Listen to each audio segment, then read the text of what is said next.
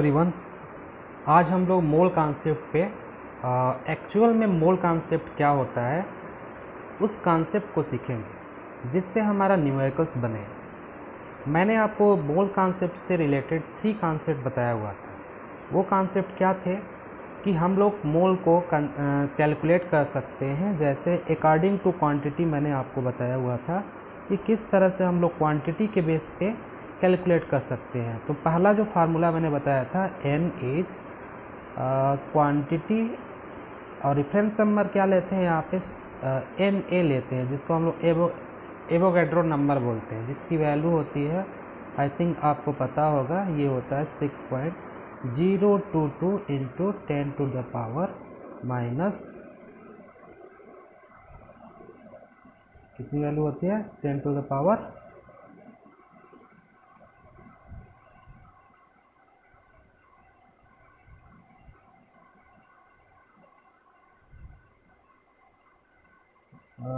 N में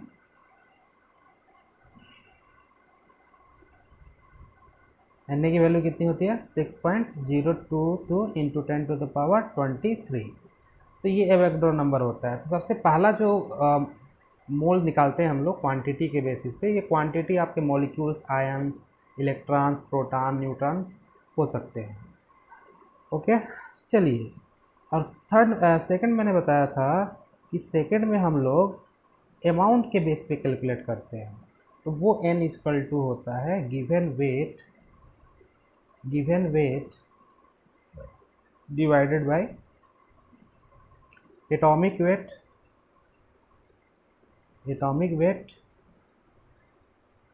और molecular weight या मोलर मास। तो ये आपका सेकंड फार्मूला था जो मोल्स हम लोग निकालते हैं। अब थर्ड, लेकिन आपको थर्ड पता है कि थर्ड के लिए एक लिमिटेशन है कि थर्ड केवल गैसेस के लिए ही यूज किया जा सकता है। तो ये फार्मूला क्या था, वॉल्यूम के बेसिस पे हम लोग निकालते हैं। तो वॉल्यूम किस पे लेते हैं, volume of gas at NTP और STP divided by 22.4 litre. Okay, चलिए। तो ये था आपका थर्ड फार्मूला, जिसमें मैंने आपको बताया कि किस तरह से हम लोग गैसेस के केस में, वो भी एनटीपी एसटीपी पे होना चाहिए। एनटीपी क्या होता है, नेचुरल टेम्परेचर प्रेशर, और एसटीपी का मतलब स्टैंडर्ड टेम्परेचर प्रेशर, जिसकी वैल्यू होती है, टेम्परेचर जो हम लोग लेते हैं वो 273 केल्विन लेते हैं, और प्रेशर जो लिया जाता है वो 1 atm लिया जाता है। तो ये हम 3 फार्मूला के बेसिस पे हम लोग मोल निकालते थे। लेकिन प्रॉब्लम ये होता है कि जब हमारे पास रिएक्शंस दे देता है, तो रिएक्शन के लिए हम लोग कैलकुलेशन कैसे करते हैं। तो यही हम आज बात करने वाले हैं कि कोई भी केमिकल अगर रिएक्शन होता है तो उसमें कैलकुलेशन कैसे किया जाता है, मोल्स का कॉन्सेप्ट कैसे लगता है। तो कोई भी अगर केमिकल रिएक्शन का मतलब क्या होता है कि अगर ए बी से रिएक्शन करता है तो मान लीजिए प्रोडक्ट सी बनाता है, तो ये आपका केमिकल रिएक्शन है। तो इस तरह के क्वेश्चंस जब भी आते हैं आपको केमिकल रिएक्शन से, तो उससे मोल कॉन्सेप्ट लगा के हम लोग निकाल सकते हैं। तो सपोज कीजिए कि मैंने ए और बी, और यहाँ से बना सी एंड डी। ये आपका एक रिएक्शन है केमिकल, और स्मॉल ए बी क्या है, ये कोफिशिएंट है। तो इस तरह का कोई रिएक्शन दिया हुआ है, तो किस तरह से हम लोग कॉन्सेप्ट लगा सकते हैं। तो बहुत लोगों को ये पता रहता है कि ये जो मोल कॉन्सेप्ट पढ़ते हैं, लेकिन मोल कॉन्सेप्ट एक्चुअल है क्या, ये नहीं पता रहता। तो मोल कॉन्सेप्ट एक्चुअल है क्या, तो यहाँ पे देखते हैं। यहाँ पे हम लोग कभी मोल कॉन्सेप्ट अगर हम लोग लगाते हैं, तो मोल कॉन्सेप्ट कोई भी अगर रिएक्शन है, तो मोल कॉन्सेप्ट हम उस रिएक्शंस के लिए क्या लगाएंगे। जैसे ये रिएक्शंस, हमें एक रिएक्शन दिया हुआ है, इसके लिए मोल कॉन्सेप्ट क्या लगाएंगे। तो हम लोग सीख रहे हैं कि कोई भी रिएक्शंस का कैलकुलेशन कैसे करते हैं, उसमें मोल कॉन्सेप्ट कैसे लगाते हैं। तो देखिए, इसके लिए हम लोग क्या करते हैं, जो भी रिएक्टेंट है, जैसे ए है बी है, दोनों रिएक्टेंट है, और प्रोडक्ट सी और डी बन है, और ए और स्मॉल बी क्या है, आपका कोफिशिएंट है उस रिएक्शन का। तो कोई भी मोल कॉन्सेप्ट आप लगाओगे तो सबसे पहले क्या करते हैं हम लोग, रिएक्टेंट का mole of A divided by coefficient, जिसका उसका coefficient equal to mole of B divided by coefficient equal to mole of C. Okay, क्या हो जाएगा, mole of C divided by coefficient equal to mole of D divided by coefficient D. ये actual आपका mole concept है। इसी mole concept का use करके हम लोग कोई भी क्वेश्चंस को आसानी से सॉल्व कर सकते हैं। लेकिन इसका एक चीज़ ध्यान देना है कि जब भी आपका ये जो मोल कॉन्सेप्ट जो हम लोग लगाए हैं रिएक्शन में, कैलकुलेशन में, ये उस केस में होगा जब no limiting reagent, no limiting reagent, no limiting reagent या कंप्लीट रिएक्शन, कंप्लीट रिएक्शन जिसको बोला जाता है। कोई भी ऐसा नहीं कि मैं कोई रिएक्शंस करा रहे हैं उसमें कोई लिमिटिंग रिएजेंट हो। लिमिटिंग रिएजेंट का मतलब होता है कि लेस अमाउंट, या जो पहले ख़त्म हो जाता है, पहले कंज्यूम हो जाता है, तो वो उसके लिए हम लोग ये वाला जो मैंने बताया कि mole of A divided by coefficient equal to N B divided by coefficient equal to N C divided by C equal to N D divided by D. ये कॉन्सेप्ट हम लोग नॉन लिमिटिंग रिएजेंट, जब limiting reagent नहीं रहता तो उसी के लिए एप्लीकेबल है। लेकिन जैसे लिमिटिंग रिएजेंट के क्वेश्चन अगर आ जाते हैं तो ये आप नहीं लगा सकते। जैसे मैं एग्जांपल के माध्यम से आपको समझाना चाहूँगा कि किस तरह से होता है। जैसे कि मैं आपको एग्जांपल देता हूँ। सपोज कीजिए कि एक CH4 है, इसको हम लोग ऑक्सीजन से, ऑक्सीजन के प्रेजेंस में क्या कर रहे हैं, बर्न कर रहे हैं, मतलब जला रहे हैं। तो यहाँ पे क्या बनेगा, CO2 और H2। दूसरा, कभी भी अगर केमिकल रिएक्शन से क्वेश्चंस, अगर कोई भी केमिकल रिएक्शन हो रहा है और मोल कॉन्सेप्ट लगा रहे हो, तो सबसे पहला स्टूडेंट आपको उस रिएक्शन को बैलेंस करना होगा। अगर आपने बैलेंस नहीं किया, बैलेंस अगर आप नहीं करते हो तो वो मोल कॉन्सेप्ट गलत हो जाएगा। तो सबसे पहले कोई भी केमिकल रिएक्शन आता है तो उसमें आपको क्या करना है, बैलेंस करना है। तो बैलेंस कैसे करते हैं, जैसे यही रिएक्शन देख लीजिए। तो बैलेंस करने का सबसे एक आसान मेथड है कि सबसे पहले हम लोग कार्बन को बैलेंस करते हैं। तो कार्बन यहाँ पे एक है रिएक्टेंट में, प्रोडक्ट में भी एक है, तो ये बैलेंस। उसके बाद हम लोग हाइड्रोजन को बैलेंस करते हैं। हाइड्रोजन यहाँ 4 है, यहाँ पे 2 है, तो हम लोग क्या करेंगे, क्या करेंगे बताइए। जाहिर सी बात है हम लोग यहाँ पे 2 करेंगे ताकि हाइड्रोजन बैलेंस हो जाए। तो हम लोग क्या करेंगे, यहाँ पे 2 से मल्टीप्लाई कर देंगे। अब कार्बन भी बैलेंस हो गया, हाइड्रोजन भी बैलेंस हो गया। अब लास्ट में ऑक्सीजन को बैलेंस करेंगे।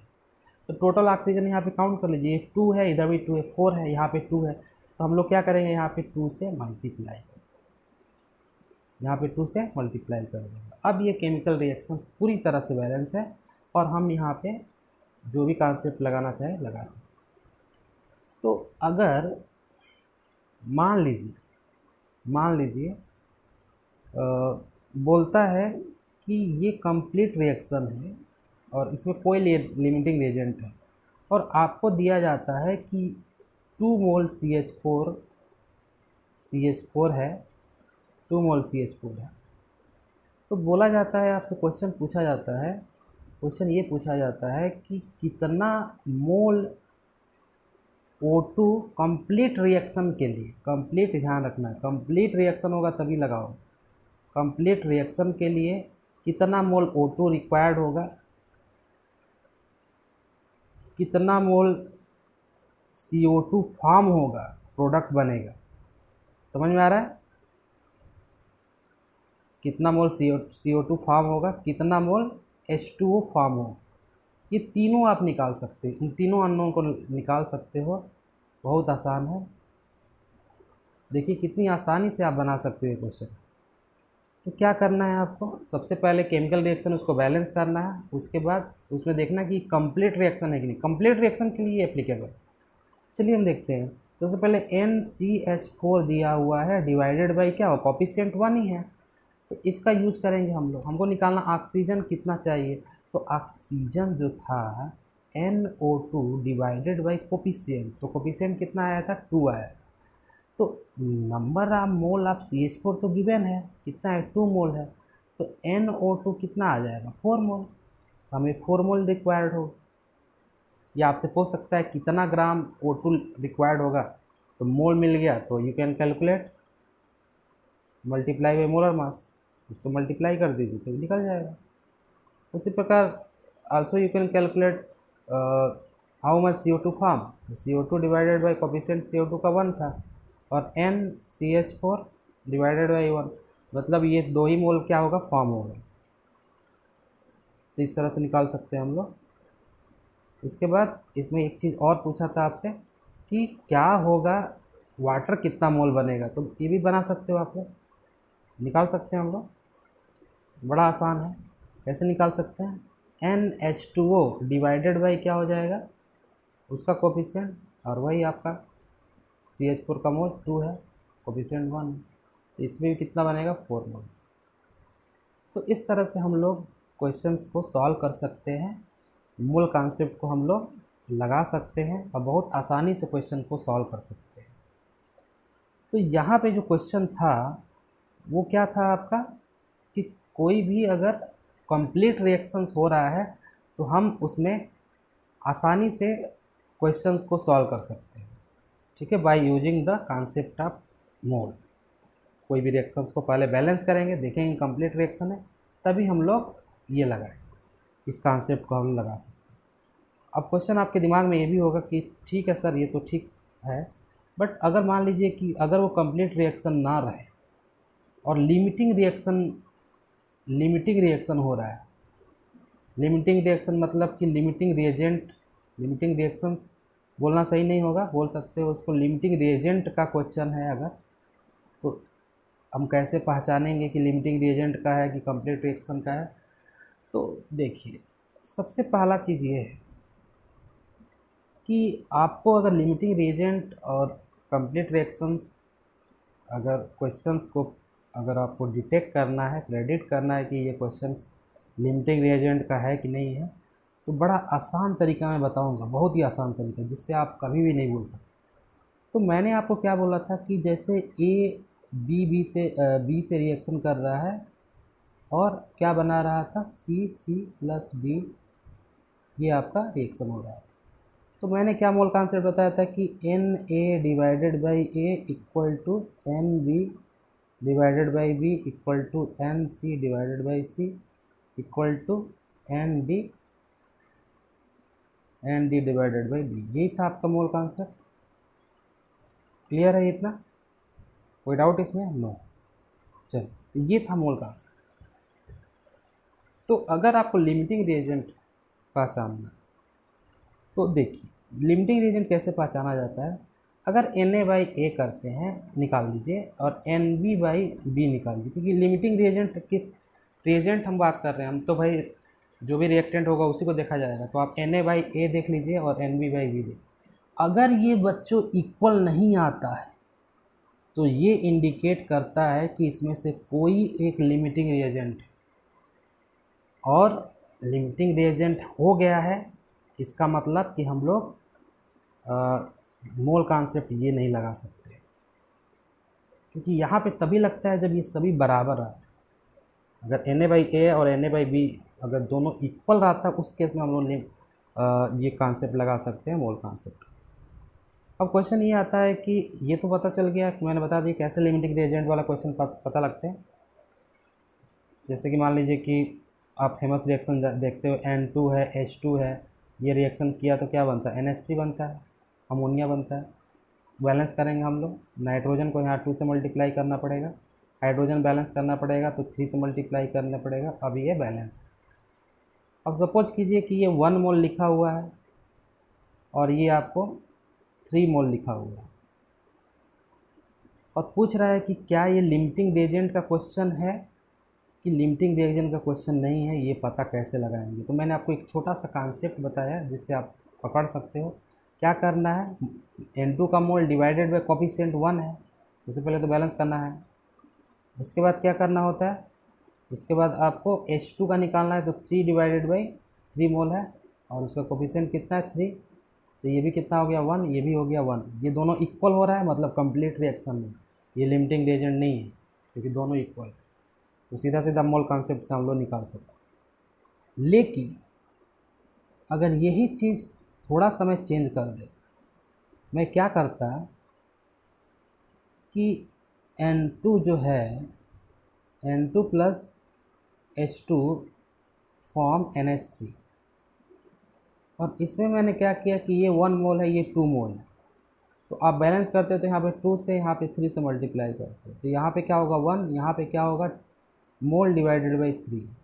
अब ये दोनों इक्वल नहीं है, इसका मतलब क्या हुआ कि ये लिमिटिंग रिएजेंट का मतलब क्वेश्चन, ये जो क्वेश्चन है आप मोल कॉन्सेप्ट से नहीं सॉल्व कर सकते, तो लिमिटिंग रिएजेंट है। अब क्वेश्चन ये आता है, इसमें भी बहुत सारे न्यूमेरिकल्स आते हैं मेडिकल में और जेई मेंस में, तो पहला क्वेश्चन ये होता है कि इसमें लिमिटिंग रिएजेंट कौन है, N2 है कि H2 है, बहुत बार पूछता है कि बताइए इसमें लिमिटिंग रिएजेंट कौन है। तो हमको क्या करना है, नंबर ऑफ मोल ऑफ जो भी है रिएक्टेंट, जैसे N2 है डिवाइडेड बाय उसका कोफिशिएंट, और number of mole of H2 दूसरा रिएक्टेंट डिवाइडेड बाय उसका मोल, तो यहाँ से हम निकालेंगे तो इसका 1 आएगा और इसका 2/3 आएगा। इन दोनों में जो छोटा रहेगा, इन दोनों में जो छोटा रहेगा, जैसे 2/3 क्या है, छोटा है, ये बड़ा है, तो जो छोटा रहता है, जो लेस रहता है, लेकिन हम बहुत बच्चे क्या करते हैं कि ये गलत कर देते हैं, क्योंकि मोल दिया रहता है तो सब बच्चे क्या देखते हैं कि अरे यार ये 1 है ये 2 है, तो ये तो कम है ना, ये ज़्यादा है, तो ये लिमिटिंग रिएजेंट हो जाएगा, गलत हो जाता है। ये ऐसा कभी भी नहीं करना है, आपको रेशियो निकालना है और रेशियो निकालने के बाद डिसाइड करना है कि कौन लिमिटिंग रिएजेंट है। तो यहाँ पे N2/1 कर रहे हैं तो 1 आ रहा है, वहाँ पे 2/3 आ रहा है, मतलब 2/3 कितना होगा 0.66, मतलब ये छोटा हो गया, तो यहाँ पे लिमिटिंग रिएजेंट कौन हो जाएगा, लिमिटिंग रिएजेंट जो होगा वो कौन हो जाएगा, आपका हाइड्रोजन हो जाएगा। तो हाइड्रोजन के बेसिस पे हम लोग सॉल्व करेंगे, बहुत ही ज़्यादा इंपॉर्टेंट है, इसको आप पॉइंट आउट कर लीजिए। तो यहाँ पे जैसे आप क्वेश्चन ये आता है कि ठीक है सर हम तो पता चल गया कि कौन लिमिटिंग रिएजेंट है, आप क्वेश्चन को सॉल्व कैसे किया जाएगा, तो देखिए बहुत आसान हो जाएगा आपको ये सॉल्व करना, जिससे मैं डायरेक्ट इसको बैलेंस करके दे। सबसे पहले तो बैलेंस आपको करना ही होगा, कोई भी क्वेश्चन अगर आता है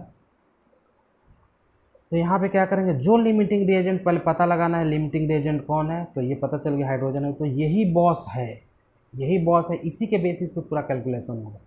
तो हम लोग क्या करेंगे, mole of H2 divided by coefficient 3 equal to, अब जिसको भी निकालना, जैसे N number of mole NH3 निकालना है, डिवाइडेड बाई 2 कर दीजिए, तो इस लिमिटिंग रिएजेंट को इक्वल करना है प्रोडक्ट, वही रेशियो होगा, लेकिन हम लोग मतलब ये नहीं कि N2 का mole divided by 1 equal to कर देंगे, ऐसा नहीं होगा, हमको लिमिटिंग रिएजेंट को इक्वल करना है, तब जाके क्वेश्चन सॉल्व होगा। जैसे इसको सॉल्व करके मैं बता देता हूँ आपको, जैसे मोल ऑफ H2 तो दिया हुआ है ना, कितना है 2 है बाई 3, और यहाँ पे हमको निकालना है N कितना, NH3 कितना बनेगा, तो इसके बेसिस पे बनाएंगे, तो NH3 कितना बन जाएगा आपका 4/3, ये आपका मोल बना, मतलब कि NH3 जो फॉर्मेशन होगा after reaction of N2 and H2 is 4/3 मोल। ठीक है, तो आई होप इसको आपको ये कॉन्सेप्ट समझ में आएगा, मूल कॉन्सेप्ट और लिमिटिंग रिएजेंट किस तरह से पहचाने जाते हैं, कौन लिमिटिंग रिएजेंट होता है, और किस तरह से ये क्वेश्चन सॉल्व किया जाता है, ये मैंने आपको समझा दिया। चलिए नेक्स्ट हम लोग क्वेश्चन की तरफ मूव करते हैं। तो क्वेश्चन आपके सामने है, क्वेश्चंस देखिए यहाँ पे किस तरह से क्वेश्चन दिया हुआ है। तो पहला क्वेश्चन दिया गया है कि इन द रिएक्शंस 4A, एक रिएक्शन दिया हुआ है, जैसे कि यहाँ पे 4A दिया है प्लस 2B प्लस 3C, और यहाँ पे बन रहा है A4B2 और C3, एक प्रोडक्ट बन रहा है। तो ये क्वेश्चन दिया हुआ है और सबके मोल दिए हुए हैं, सबके मोल दिए हुए हैं। ए का मोल दिया है 1, बी का मोल दिया हुआ है 0.6 और सी का मोल दिया हुआ है 0.7, और क्या बोल रहा है कि in the reactions what will be the number of moles of product, मतलब ये जो प्रोडक्ट बन रहा है A4B2C3, इसको हमको निकालना होगा कि कितना मोल बनेगा। तो देखिए मैंने अभी आपको समझाया, जस्ट उसी से रिलेटेड क्वेश्चन है, बहुत ही देखिए कितना इजी हो जाता है। क्योंकि यहाँ पे जो आपको दिया हुआ है, यहाँ पे क्या दिया हुआ है, यहाँ पे आप देख सकते हैं हमें क्या दिया हुआ है, ए दिया है, बी दिया है, सी दिया है। तो हम लोग को पता करना होगा क्या ये लिमिटिंग रिएजेंट का क्वेश्चन है, क्योंकि जब भी आपको रिएक्शंस दिया जाता है तो दो ही दिमाग में आना चाहिए, एक तो लिमिटिंग रिएजेंट का क्वेश्चन है कि विदाउट लिमिटिंग रिएजेंट का है, या लिमिटिंग रिएजेंट का क्वेश्चन है। तो पता कर लीजिए, बहुत ही आसान है, मैंने बताया था। क्या करते हैं पता ही होगा आपको, मोल जैसे यहाँ पे mole of A divided by coefficient, ये निकाल लो। फिर mole of B divided by coefficient. उसी प्रकार क्या करेंगे, सी का भी निकालेंगे। तो सी का भी क्या हो जाएगा, mole of C divided by coefficient कितना था इसका, सी का कोफिशिएंट कितना 3 है, तो निकल जाएगा, आसानी से निकल जाएगा, बहुत आसान है बनाना इसको। तो मोल दिया था, मोल ए का कितना दिया है 1/1 दिया था, 1/4 हो जाएगा, तो ये कितना होगा 0.0525, रेशियो निकालेंगे हम लोग। बी का कितना दिया हुआ था 0.6 डिवाइडेड बाई 2, यह हो जाएगा 0.3, मतलब इक्वल तो नहीं है, मतलब कंप्लीट रिएक्शन तो नहीं होगा, कोई ना कोई लिमिटिंग रिएजेंट होगा। और सी का दिया हुआ था स्टूडेंट, सी का क्या दिया हुआ था 0.72 डिवाइडेड बाई 3 है, तो ये कितना आ जाएगा 0.24। तो आप खुद ही देख लीजिए सबसे छोटा कौन सा है, ये वाला, मतलब जो सी होगा वो क्या होगा, लिमिटिंग रिएजेंट होगा, और इसी के बेसिस पे हम लोग प्रोडक्ट बनाएंगे। देखिए कितना आसान होगा, लिमिटिंग रिएजेंट निकल गया तो सॉल्व करना बहुत आसान हो जाता है कि नहीं। अब देखिए हमको बनाना है प्रोडक्ट, अब किसके बेसिस पे बनेगा, तो लिमिटिंग रिएजेंट। तो क्या करेंगे हम लोग, मोल ऑफ सी अभी जस्ट बताया था, limiting divided by coefficient equal to mole of क्या था A4 बी, मतलब जो भी था आपका ये प्रोडक्ट डिवाइडेड बाई इसका कोफिशिएंट, तो इसका कोफिशिएंट कितना था 1 था, तो हमको निकालना था कि कितना आएगा। तो मोल दिया था 0.72 डिवाइडेड बाई 3 कर दीजिए 0.24, तो इतना फॉर्म हो जाएगा, यही आपका आंसर होगा। देख लीजिए क्या आंसर आया होगा, तो बिल्कुल ये आंसर आया हुआ है, देख सकते हो। ये आंसर क्या होगा, ये आंसर हो जाएगा आपका दूसरा वाला सही आंसर। तो बहुत आसान हो जाता है अगर आप कॉन्सेप्ट अगर लगाते हो तो बहुत आसानी से सॉल्व हो जाता है। तो कोई भी क्वेश्चन अगर आपको करना है तो सबसे पहले कॉन्सेप्ट जानने की ज़रूरत होती है। अगर कॉन्सेप्ट है तो किसी तरह का भी क्वेश्चन अगर आता है, घुमाता है आपको, तो आप आसानी से वो क्वेश्चन को सॉल्व कर सकते हो, जैसे मैं आपको यहाँ पे समझा रहा हूँ। चलिए तो नेक्स्ट क्वेश्चन की तरफ हम मूव करते हैं, जो बोल रहा है कि sulphur trioxide is present by following 2 reaction, और ये केवल घुमाया है क्वेश्चन को और कुछ नहीं है। कि बोल रहा है कि भाई S8 है और ये आपका 8O2 से रिएक्शन करके बना रहा है 8SO2, और फिर दूसरा रिएक्शन दिया है 2SO2 है, O2 से फिर रिएक्शन करके हमारा 2SO3 बना रहा है, या ऐसे ही बोल सकते हो SO2 half O2 gives SO3, मतलब 1 मोल SO2 गिव्स 1 मोल SO3। ठीक है, ये क्वेश्चन है, बोल रहा है कि sulphur trioxide is prepared by the following 2 reactions, how many gram of SO3 produce from 1 mole of acid. मतलब यहाँ पे हमको बोल रहा है कि 1 मोल हम ले रहे हैं S8, तो हमें ये कितना मिलेगा, कितना बनेगा, ये बताना है। तो बहुत आसान है, देखिए इसको अगर आप थोड़ा सा देखिए, एक पूरा कॉन्सेप्चुअल क्वेश्चन है, मतलब थोड़ा सा आप कॉन्सेप्ट लगाओगे तो आप तुरंत अप्रोच कर जाओगे इस क्वेश्चन को सॉल्व करने। तो अप्रोच ये है कि आप देखिए रिएक्शन से ही तो प्रोडक्ट बनता है ना, तो प्रोडक्ट रिएक्शन से ही बना हुआ है। तो अब यहाँ पे आप देख सकते हो कि S8 8O2 से 8 SO2 बन रहा है। एक मोल, अगर एक मोल हम लोग एक मोल S8 को जलाते हैं ऑक्सीजन के प्रेजेंस में, तो हमें क्या मिलता है, 8 मोल SO2 मिल रहा है। और एक मोल SO2 से 1 मोल SO3 बन रहा है।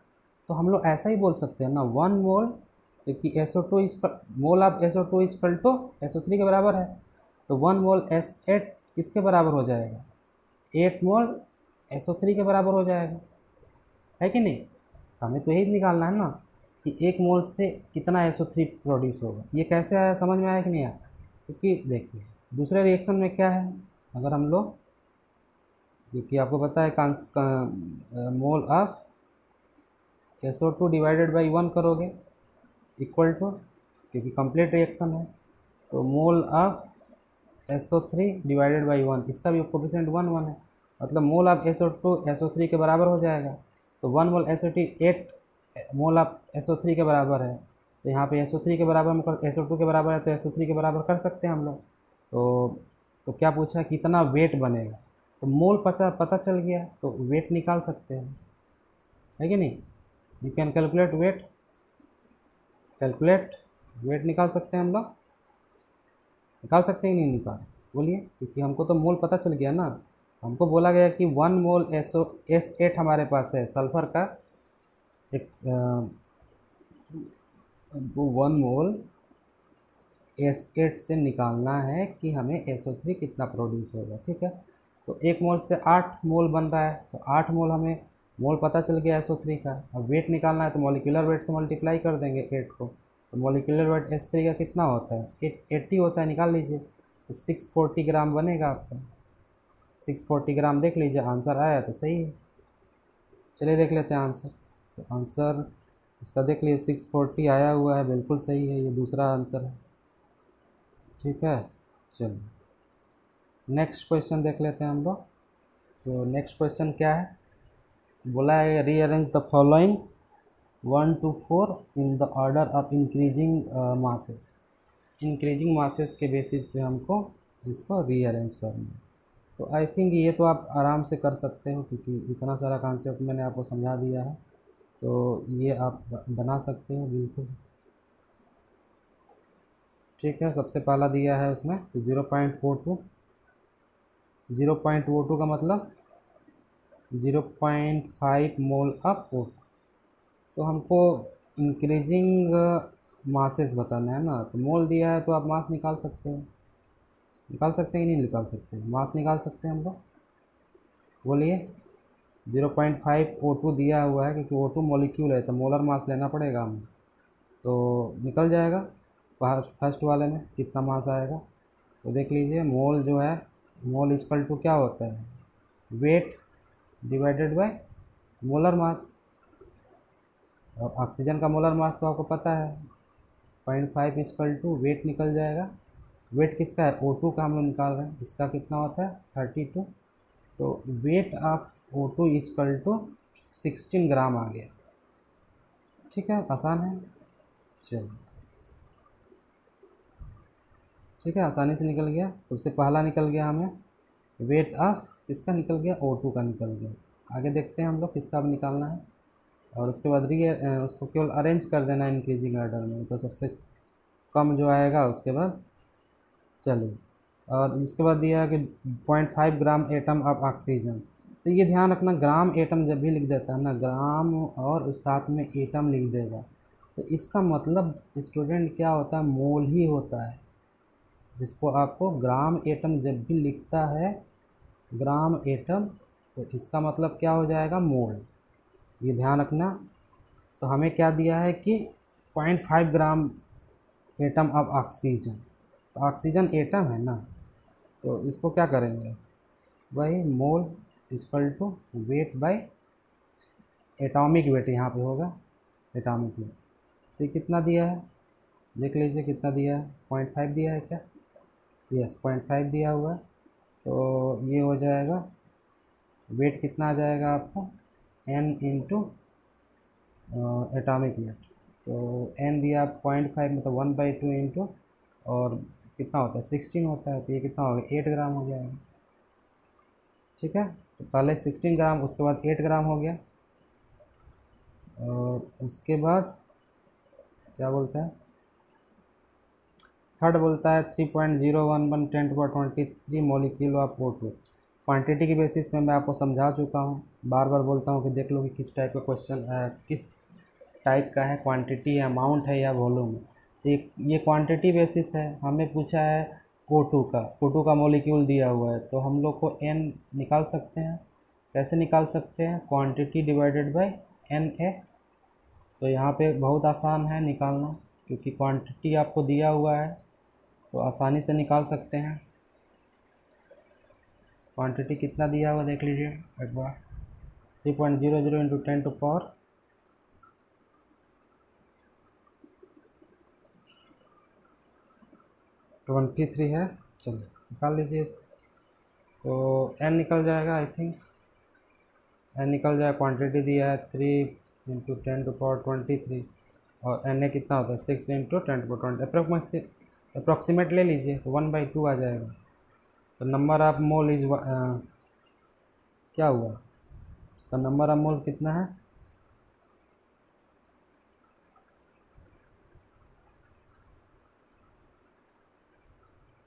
नंबर ऑफ मोल कितना हो जाएगा 1/2 ऑक्सीजन। तो वेट निकल जाएगा। तो वेट कैसे निकलेगा, वेट बाई मोलर मास, क्योंकि यहाँ पे ऑक्सीजन गैस है और यहाँ पे 1/2 है। तो कितना आ जाएगा, वेट इजकल टू 32/2 यानी कि 16 ग्राम। ठीक है। चलो, तो उसी प्रकार आप निकाल सकते हो मॉलिक्यूल ऑफ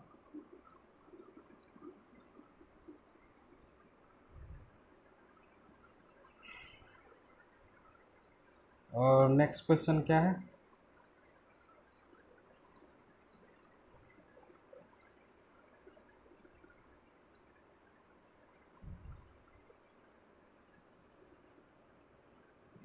इसका सॉरी फर्स्ट वाला में जो है ना वो थोड़ा सा मिस्टेक हुआ था, वहाँ पे आपका जो है वो क्या है, वो आपका O3 है, O2 नहीं। ठीक है, वो क्या है आपका O3 है। तो 0.5 के बेसिस पे निकाल लीजिए, तो कितना आ जाएगा, O3 था, O2 नहीं था, तो उसके लिए हमारा 1/2 मतलब 0.5 को 1/2 लिख सकते हैं, वेट बाय मॉलिक्यूलर वेट। तो O3 का मॉलिक्यूलर वेट कितना होगा 48 मतलब 24। तो पहले वाले का कितना आ जाएगा 24, दूसरे वाले का वेट कितना आया था 8 ग्राम, 24 ग्राम, और ये 16 ग्राम। ठीक है, तो 3 हमको निकल गया वेट, 24, 8 एंड 16। चलिए लास्ट देखते हैं, लास्ट ये क्लियर हुआ कि नहीं हुआ। फर्स्ट वाला में थोड़ा सा मिस्टेक हुआ था, O2 नहीं था, वो O3 था, जिसको ओजोन बोला जाता है। तो ओजोन का मोलर मास कितना होता है 48 होता है, हमने O2 से कर लिया था, इसलिए दोनों का बराबर आ रहा है, इक्वल आ रहा है। तो ओजोन का हम लोग जब निकालेंगे तो देखिए N इक्वल टू क्या होगा, weight divided by molar mass. तो मोलर मास तो यहाँ पे 1/2 दिया है, और वेट निकालना है आपको O3 का निकालना है, तो इसका मोलर मास कितना होता है 48। 48 अगर आप लोगे तो यहाँ पे जो मोलर मास आएगा, मोलर मास कितना आ जाएगा, सॉरी वेट कितना आ जाएगा, वेट आपका O3 का आएगा 48/2 यानी कि 24 ग्राम। ठीक है, ये आपका हो जाएगा, और बाकी तो सही है। उसके बाद हम लोग फोर्थ देखते हैं। बोल रहा है कि 5.6 litre of CO2 eight STP। मैं पहले ही बता चुका हूँ, जब भी STP NTP आता है तो आपको एक ही फार्मूला ध्यान रखना है, और वो फार्मूला क्या होता है, बताया था। जब भी नंबर ऑफ मोल निकालना है आपको तो किस तरह से निकालेंगे, फार्मूला क्या होता है, number of mole equal to volume at NTP या STP डिवाइडेड बाई 22.4 लीटर, और ये लीटर में दिया है 5.6, तो हमें नंबर ऑफ मोल कितना मिल जाएगा 5.6 डिवाइडेड बाई, बोलिए बताइए कितना आ जाएगा 5.6 डिवाइडेड बाई 22.4। तो ये अगर आप सॉल्व करोगे तो कितना आएगा 1/4। तो नंबर ऑफ मोल निकल गया। और वेट निकालना है। तो आपको पता है जब भी वेट निकाला जाता है तो सेकंड फार्मूला यूज किया जाता है, तो निकाल सकते हैं हम लोग। हमको CO2 का वेट निकालना है, तो वेट CO2 का कितना हो जाएगा, ये 1/4 मोल से into molar mass. Molar mass CO2 का कितना 44 होता है, तो यहाँ पे कितना हो गया 11 ग्राम। तो अब आपको अरेंज करना है इंक्रीजिंग आर्डर में। तो इंक्रीजिंग आर्डर में जब वेट को आप अरेंज करोगे तो कैसे आएगा, फर्स्ट वाला सबसे ज़्यादा होगा, क्या आर्डर होगा। जैसे हम लोग फर्स्ट का देखेंगे तो कितना आया था, मतलब वेट ऑफ O3 का कितना आया था 24 ग्राम। इस प्रकार फिर ऑक्सीजन का कितना आया था 8 ग्राम, और फिर ऑक्सीजन मॉलिक्यूल का कितना आया था 16 ग्राम, और अभी मैंने CO2 का निकाला तो कितना आया 11 ग्राम। तो खुद ही आप देख सकते हो क्या होगा, तो सबसे कम O का होगा, उसके बाद CO2 का होगा, उसके बाद फिर O2 का होगा, और उस सबसे लास्ट O3 का होगा। तो देख लीजिए आंसर क्या दिया है। तो आंसर में दिया है कि फर्स्ट दिया है 2 सबसे कम है, 2 सबसे कम है, सही है। उसके बाद 4 है, उसके बाद 3, उसके बाद 1। तो पहला ही ऑप्शन सही है, बिल्कुल सही है। तो first is right answer. First क्या होगा आपका आंसर होगा। तो इस प्रकार हमने मोल कॉन्सेप्ट मैंने समझाया कि किस तरह से लिमिटिंग रिएजेंट का क्वेश्चन करते हैं और लिमिटिंग रिएजेंट कैसे पहचाना जाता है, और अगर लिमिटिंग रिएजेंट नहीं है कंप्लीट रिएक्शन है तो कैसा क्वेश्चन सॉल्व करते हैं। तो ये 3 एग्जाम्पल मैंने आपको समझाया कि किस तरह से ये तीनों में वो सारे कॉन्सेप्ट था। वॉल्यूम वाला भी ये क्वेश्चन मैंने आपको बोला था करवाने के लिए, और यहाँ पे हो गया। ठीक है, तो आई थिंक आपको ये समझ में आया होगा। तो चलिए फिर नेक्स्ट वीडियो में मिलते हैं हम लोग कुछ नए कॉन्सेप्ट से। Thank you.